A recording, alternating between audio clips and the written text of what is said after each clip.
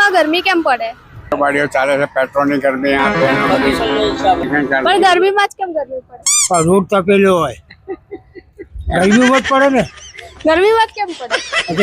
શિયાળામાં ના પડે, શિયાળામાં ના પડે. શિયાળામાં કેમ નહીં પડતી? શિયાળામાં વાતાવરણ ઠંડુ હોય. એવું? હા, તો ગરમીમાં ગરમ થઈ જાય. તમે કેનેડા અમેરિકા જાઓ, એ લોકો ઉત્તર ધ્રુવ તરફ છે, તો ત્યાં આવું ગરમી પડતી જ નથી. પણ આપણી જોગ્રાફી એવી છે કે આપણે ગરમીમાં જવું પડે 9 મહિના. 9 મહિના? 4 મહિના.